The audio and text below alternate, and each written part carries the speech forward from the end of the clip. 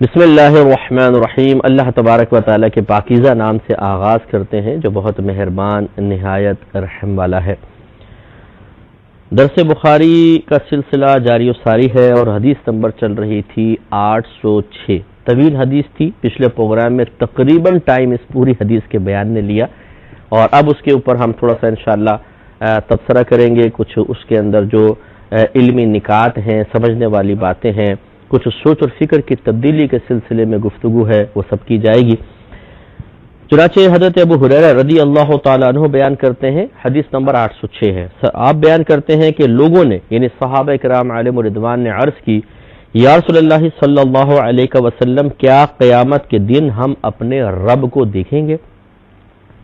تو اس پر ہماری گفتگو سٹارٹ ہوئی تھی۔ میں نے اس پہ تھوڑے سے جملے کہے تھے کہ آخر صحابہ کرام علیہم رضوان اگر یہ عقیدہ رکھتے تھے کہ اللہ تبارک و تعالی کے علاوہ کوئی علم غیب نہیں رکھتا ہے تو انہوں نے یہ کویسچن نبی کریم صلی اللہ علیہ وسلم سے کیوں کیا تھا؟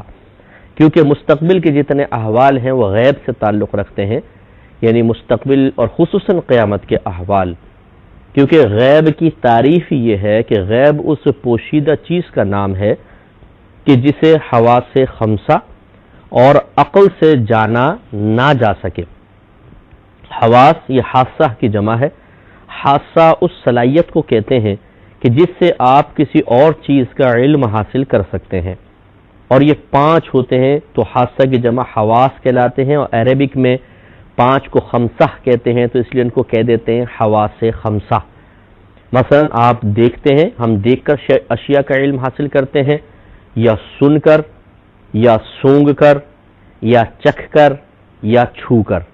ان 5 چیزوں سے ہمیں علم حاصل ہوتا ہے۔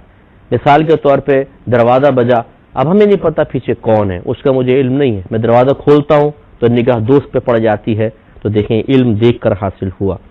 یا میں دروازہ نہیں کھولتا ہوں، پوچھتا ہوں کون، وہ جواب میں کہتا ہے کہ وسن زاہد، اور وہ میرا دوست ہے مثال کے طور پر، تو اس کی آواز خالی سن کے وہ کہے گا زاہد، تو آواز سنتے ہی میں فوراً سمجھ جاؤں گا میرا دوست ہے۔ یا اگر وہ نام نہیں لیتا، چلو وہ کہتا ہے یار کھولو نا، تو آواز سنتے ہی ہم فوراً کیونکہ جان پہچان ہوتی ہے تو آواز سے فوراً ہم علم حاصل کر لیتے ہیں پیچھے کون ہے۔ اسی طرح سونگ کر آپ آنکھیں بند کر لیں، کوئی کہے کہ چلو بتاؤ یہ کیا ہے، اور ایک آم آپ کی ناک کے قریب کر دے، آنکھیں بند ہیں، کان سے آپ سن نہیں رہے، خالی سونگیں گے آپ اور خوشبو سے بتا دیں گے یہ آم ہے، تو یہ اس کا مطلب ہے سن کے بھی علم حاصل ہوتا ہے۔ اسی طرح آنکھیں بند ہیں، کسی نے کہا زبان باہر کرو، میں ایک چیز تمہاری زبان پہ لگاتا ہوں، تم بتاؤ وہ کیا ہے، ٹھیک ہے جی، تو اس نے تھوڑا سا نمک لگا دیا، آپ نے چکھا اور فرمایا نمک ہے، تو اس کا مطلب یہ ہوگا کہ چکھ کے بھی علم حاصل ہوتا ہے۔ ایسے چھو کر کہ کوئی کہے کہ آنکھیں بند کرو، پھر ہاتھ میں انڈا پکڑا دے، آپ کے کہے بتاؤ ہے کیا، تو آپ نے ٹٹولا اور آپ نے کہا انڈا ہے، تو فوراً ہم پہچان لیتے ہیں، چھو کر بھی علم حاصل ہوتا ہے۔ اسی طرح عقل سے ہوتا ہے۔ عقل کا مطلب بعض اوقات تو ایسا ہوتا ہے کہ ہماری عقل یہ کہتی ہے کہ جو چیزیں ہمیشہ ہو رہی ہیں اب بھی ہو رہی ہوگی، تو ہم مستقبل کے بارے میں یقینی طور پہ کہہ سکتے ہیں اپنی عقل کے زور پر کہ ایسا ہی ہوگا۔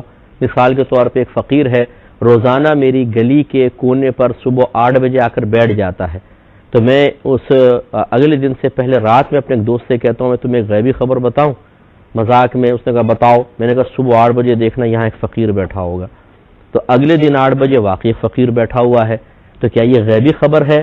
اس کو غیبی خبر نہیں کہیں گے، کیونکہ میں نے اپنی عقل سے ایک اندازہ کر کے بتایا۔ اسی طرح جتنی سائنسی ایجادات ہیں جن سے ہم پوشیدہ چیزوں کا علم حاصل کرتے ہیں، جیسے الٹرا ساؤنڈ وغیرہ ہے، یا رات میں دیکھنے والے ایسے لینسز ایجاد ہو گئے ہیں کہ آپ رات میں اندھیرے میں سب کچھ دیکھ سکتے ہیں۔ اس طرح اسٹیتھوسکوپ سے ڈاکٹر دل کی دھڑکن کی رفتار معلوم کر لیتا ہے، اور جتنی بھی ایجادات ہیں کہ جن سے آپ پوشیدہ چیزوں کا علم حاصل کرتے ہیں وہ سب عقل کے تابع آتی ہیں، تو لہٰذا یہ غیب نہیں۔ تو معلوم ہوا کہ جس چیز کو آپ دیکھ کر جان لیں پوشیدہ چیز ہے، لیکن دیکھ کر جان لیتے ہیں، سن کر جان لیں، سونگ کر، چکھ کر، چھو کر یا عقل کے ذریعے، وہ غیب نہیں ہے۔ غیب ہے یہ کہ حواس خمسہ اور عقل سے آپ نہ جان سکیں، اور پھر اللہ کے نبی کے خبر دینے سے ہی وہ علم حاصل ہو، اس چیز کا علم حاصل ہو، تو وہ غیب کہلاتا ہے۔ تو لہٰذا جنت آپ نے دیکھی ہے؟ نہیں۔ سنی ہے اس کی آواز؟ نہیں۔ سونگی ہے؟ نہیں۔ چکھی ہے؟ نہیں۔ چھوئی ہے؟ نہیں۔ کوئی آلے کے ذریعے آپ نے جانی ہے، کسی ایجاد کے ذریعے نہیں. کس طرح پتہ چلا؟ یہ اللہ کے نبی نے خبر دی ہے. تو بس جنت غیب ہے. تو اللہ تعالیٰ کی ذات غیب الغیب ہے. جنت غیب ہے، دوزخ غیب ہے، عذابات قبر غیب ہے، قیامت کے احوال غیب ہے، کل کیا ہوگا یہ غیب ہے. اور یاد رکھیں کہ اللہ تبارک و تعالیٰ کے نبی آتے ہی غیبی خبر دینے کے لیے ہیں. اسی لیے اللہ تعالیٰ نے اپنے نبیوں کو جو صفاتی نام عطا فرمایا ہے وہ ہے نبیٌ. اور آپ لغت عرب اٹھا کے پڑھ لیں، نبیٌ کا مطلب ہی ہوتا ہے غیب کی خبر دینے والا. تو لہذا معلوم ہوا کہ ہر نبی غیب کی خبر دینے کے لیے آتا ہے. لہذا یہ خیال کہ جی نبی کو غیب کا علم نہیں ہوتا ہے، علم غیب نہیں ہوتا ہے، یہ غلط ہے. صحابہ کرام بھی یہی عقیدہ رکھتے تھے، تبھی تو سرکار سے مستقبل کے بارے میں معلوم کر رہے ہیں. اور اچھی طرح یاد رکھیں، دیکھیں اللہ تعالیٰ نے فرمایا ذالک الکتاب لا ریب فیہ ھدی للمتقین یؤمنون بالغیب. یہ وہ ذیشان کتاب ہے، قرآن کی شان اللہ بیان فرما رہا ہے کہ یہ وہ ذیشان کتاب ہے جس میں شک کی کوئی گنجائش نہیں. یہ متقین کے لیے ذریعہ ہدایت ہے. کون متقین؟ الذین یؤمنون بالغیب، وہ متقین جو غیب پر ایمان رکھتے ہیں. ایمان یقین کا نام ہے. غیب پر یقین کا مطلب یہ ہے کہ یقین اسی وقت حاصل ہوتا ہے جب آپ کسی چیز کو دیکھتے ہیں اپنی آنکھوں سے، یا کوئی ایسا شخص خبر دیتا ہے کہ جس کے بارے میں آپ گمان بھی نہیں کر سکتے کہ وہ جھوٹ بولے گا، تو پھر ہم کہتے ہیں اب ہمیں یقین حاصل ہو گیا. تو اگر غیب ہم جانتے ہی نہ ہوں، کوئی ہمیں بتائے نہیں، ہم نے دیکھا ہی نہ ہو کوئی، تو پھر ہم کیسے یقین حاصل کر لیں گے؟ حالانکہ متقین کی شان یہ بیان ہو رہی ہے کہ جو غیب پر یقین رکھتے ہیں ان کے لیے ذریعہ ہدایت. اس کا مطلب ہے کہ غیب ضرور ہمیں معلوم ہوگا اور اس پر ہم یقین کریں گے تو پھر ہم متقین کی فہرست میں داخل ہوں گے، اور جب متقی بنیں گے تو پھر قرآن سے کما حقہ فیض حاصل کریں گے. تو اب از خود ہم تو غیب جان نہیں سکتے، تو لازم بات ہے کوئی نہ کوئی غیب کی خبر دینے والا بھی ہوگا. اور وہ کون ہے؟ وہ ہمارے نبی ہیں. تو انبیاء علیہم السلام جو ہیں وہ غیبی خبر لے کر آتے ہیں، غیوبات ہمارے سامنے پیش کرتے ہیں اور ہمیں کہتے ہیں کہ تم نے تو نہیں دیکھا لیکن ہم تمہیں خبر دے رہے ہیں کہ ایسا ہے اور ہماری خبر پہ تم یقین کرو. اب یہ امتحان ہوتا ہے ہمارے لیے کہ یار ہم نے تو دیکھا نہیں، اب یہ سچ کہہ رہے ہیں یا نہیں. تو پھر جو مومن ہوتے ہیں وہ کہتے ہیں نہیں یہ سچ ہی کہہ رہے ہیں، اللہ کے بندے ہیں، ہم مانتے ہیں. جی ہمارے نبی کریم صلی اللہ علیہ وسلم نے فرمایا مان لو کہ خدا ایک ہے. ہم نے کہا ٹھیک ہے. مان لو کہ یہ کتاب اللہ کی کتاب ہے قرآن عظیم. کہا ٹھیک ہے. مان لو کہ میں اللہ کا رسول ہوں. ہمیں تو نہیں پتا تھا نا کہ یعنی جو صحابہ کرام تھے کہ اللہ تعالیٰ نے تو خود آ کے کوئی گواہی تو نہیں دی. سرکار نے فرمایا، قرآن میں پڑھا، ٹھیک ہے جی مان لیا. سرکار نے فرمایا مان لو کہ قیامت آئے گی. صحابہ کرام نے ٹھیک ہے. سرکار نے فرمایا مان لو کہ عذاب قبر ہے. مان لیا، یقین کر لیا. مان لو جنت ہے، مان لو دوزخ ہے، مان لو جنات ہیں، مان لو فرشتے ہیں، مان لیے. یہ سب غیوبات ہیں، ہمارے نبی نے خبریں دیں اور ہم اس پہ یقین رکھتے ہیں بغیر دیکھے. اور یہی ہمارا امتحان میں پاس ہو جانا ہمیں میدان معاشر میں عزت دلوائے گا. لہٰذا یہ خیال غلط ہے کہ نبی کریم اللہ تعالیٰ کے علاوہ کوئی غیب نہیں جانتا. اب اس بات کو بس سمجھ لیجئے کہ دیکھیں اللہ تعالیٰ بھی غیب جانتا ہے اور اس کے نبی بھی غیب جانتے ہیں، لیکن یہ شرک نہیں ہوگا. کیوں نہیں ہوگا؟ اس وجہ سے کہ اللہ تعالیٰ کے جاننے میں اور نبیوں کے جاننے میں 4 طرح سے فرق ہے. اللہ تعالیٰ کا جو علم غیب ہے وہ ذاتی ہے، یعنی کسی نے وہ علم اس کو نہیں دیا، وہ اس کی اپنی صفت ہے. اور نبیوں کا عطائی ہے، اللہ تعالیٰ نے عطا فرمایا ہے. اللہ کی عطا کے بغیر اگر کوئی کسی ایک نبی کے پاس تھوڑا سا بھی علم غیب مان لے تو یہ کافر و مشرک ہو جائے گا. اللہ تعالیٰ کی عطا سے علم حاصل ہوتا ہے. تو اللہ تعالیٰ کا علم غیب ذاتی اور انبیاء علیہ السلام کا عطائی ہے. اللہ کا یہ علم غیب ہمیشہ سے اس کی ذات کے ساتھ خاص ہے، ہمیشہ سے اس کی ذات کے ساتھ ہے، جس کو قدیم کہتے ہیں. جبکہ انبیاء علیہ السلام کے پاس ہمیشہ نہیں، وہ تو ہمیشہ سے تھے بھی نہیں. اللہ نے ان کو پہلے پیدا کیا پھر ان کو علم عطا فرمایا، تو غیر قدیم ہوا. ان کا علم غیر قدیم، اللہ تعالیٰ کا قدیم. قدیم اسے کہتے ہیں جو ہمیشہ سے ہو. قدیم اس شے کو کہتے ہیں جس پر نہ ہونا کبھی بھی طاری نہ ہوا ہو. مثلا جیسے یہ گلاس پہلے نہیں تھا نا، پھر بعد میں فیکٹری میں بنا، تو یہ اس گلاس کی ایک وقت ایسا تھا کہ اس گلاس کے ساتھ نہ ہونا تھا، یہ گلاس نہیں تھا، تو ہم کہیں گے بھئی نہ ہونا پایا گیا اس کے ساتھ، پھر بعد میں وجود میں آیا۔ اللہ تعالیٰ کی ذات اور صفات سب قدیم ہیں، ہمیشہ سے ہیں، جبکہ انبیاء علیہ السلام کی صفات پہلے نہیں تھی، بعد میں ہوئی۔ تو قدیم کے مقابلے میں لفظ بولتے ہیں شرعی اصطلاح میں حادث، اگر یاد رہے، ہا الف دال سا، حادث، نیا پیدا ہونے والا، قدیم جو ہمیشہ سے ہو۔ تو دو فرق ہو گئے، اللہ تعالیٰ کے علم غیب قدیم، نبیوں کا غیر قدیم یا حادث، اللہ تعالیٰ کا ذاتی، نبیوں کا عطائی۔ پھر اللہ تبارک و تعالیٰ کا لا محدود، اس کی کوئی حد نہیں ہے، نبی کریم انبیاء علیہ السلام کے علم غیب کی ایک حد ہے، جتنا اللہ نے دیا بس لمٹ میں ہے، اس سے زیادہ نہیں۔ اور اللہ تبارک و تعالیٰ کا علم غیب کبھی فنا نہیں ہو سکتا ہے، انبیاء علیہ السلام کے علوم غیبیہ پر فنا واقع ہو سکتی ہے۔ یہ چار فرق جب آپ مان لیں گے تو شرک کا کوئی تصور نہیں رہے گا۔ اب اگر وہ کہے کہ میں ان فرقوں کو نہیں مانتا ہوں، بس اللہ کے لیے علم غیب ہے، اگر تم مخلوق کے لیے مان لو تو یہ شرک ہو جائے گا، تو پھر آپ اس سے ایسے شخص سے پوچھیں انتہائی پیار اور محبت سے، یہ بتاؤ اللہ تعالیٰ دیکھتا ہے؟ ہاں دیکھتا ہے۔ آپ بھی دیکھتے ہیں؟ ہاں دیکھتے ہیں۔ تو یہ بھی شرک ہو گیا، کیونکہ جس طرح علم ایک صفت ہے، اس میں شرکت آپ کہہ رہے ہیں شرک ہے، تو دیکھنا بھی ایک صفت ہے، سننا بھی ایک صفت ہے، تو پھر سننے اور دیکھنے میں اللہ تعالیٰ بھی دیکھتا ہے، اللہ تعالیٰ سنتا ہے، آپ بھی دیکھ رہے ہیں، آپ بھی سن رہے ہیں، آپ اقرار کر رہے ہیں، تو آپ مشرک ہو گئے۔ کیا جواب ہوگا اب جواب یہ ہوگا نہیں، چار فرق ہیں۔ وہ کیا ہے؟ اللہ کا دیکھنا سننا قدیم، ہمارا غیر قدیم، اللہ کا ذاتی، ہمارا عطائی، اس کا لا محدود، ہمارا محدود، اس کا غیر فانی، ہمارا فانی، اس لیے شرک نہیں ہے۔ تو یہی تو کہا جا رہا ہے کہ جب آپ اپنے آپ کو ان چار فرقوں سے شرک سے باہر کر رہے ہیں تو پھر انبیاء علیہ السلام کے لیے بھی علم غیب کے ثبوت کو مان کر شرک سے باہر ہونے کی یہی صورتیں ہوں گی کہ چار فرق تسلیم کر لیے جائیں، تو پھر کوئی اس میں مسئلہ نہیں ہے۔ اور یہ نہیں کہ زبردستی علم غیب ان کے لیے ثابت کرنا ہے، اس پہ دلائل موجود ہیں۔ وما ہوا علی الغیب بضنین، اللہ تعالیٰ فرماتا ہے کہ یہ نبی غیب بتانے میں بخیل نہیں ہے۔ آپ اٹھا کے پڑھیں ترجمہ، علماء نے لکھا ہے وما ہوا علی الغیب بضنین، یہ نبی غیب بتانے میں بخیل نہیں ہے۔